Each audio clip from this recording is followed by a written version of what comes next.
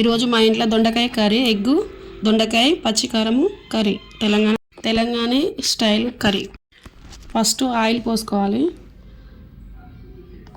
Oil ఎక్కువ పడుతుంది దొండకాయకి, oil ఎక్కువ వేసుకోవాలి. పోపు గింజలు వేసుకోవాలి. పోపు గింజల తర్వాత కొంచెం జీలకర్ర వేసుకోండి.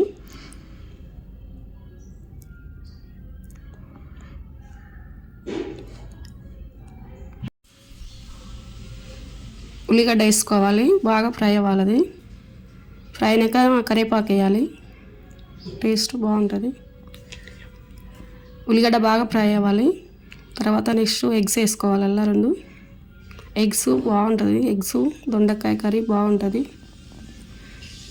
బాగా ఫ్రై అవ్వాలి. అది ఫ్రై అయినాక కొంచెం పసుపు, తర్వాత నెక్స్ట్ దొండకాయ వేయాలి.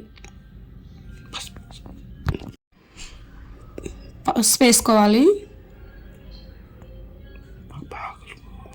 బాగా ఫ్రై అవ్వాలి. పసుపు వేసుకున్నాక ఉల్లిగడ్డ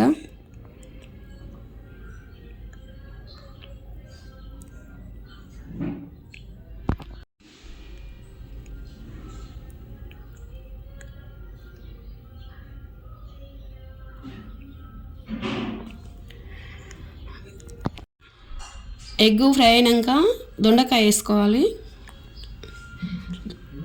దొండకాయ సన్నగా కట్ చేసి ఫ్రై చేసుకోవాలి. బాగా కొంచెం టైం పడుతుంది. కొంచెం సాల్ట్ వేయాలి మగ్గడానికి.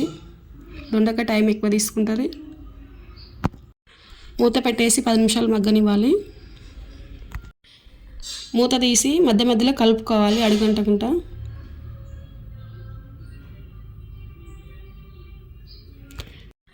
మిక్సీ పట్టిన పచ్చిమిరపకాయలు, ఎల్లిపాయలు మిక్సీ చేసిన పచ్చిమిరపకాయల పేస్టు, ఎల్లిపాయలు వేసి పేస్ట్ చేసిన పచ్చిమిరపకాయల పేస్టు, టమాటా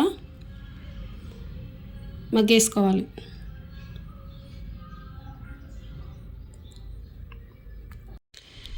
ఇందాక సాల్ట్ కొంచెం వేసా, కొంచెం సాల్ట్ పడుతుంది.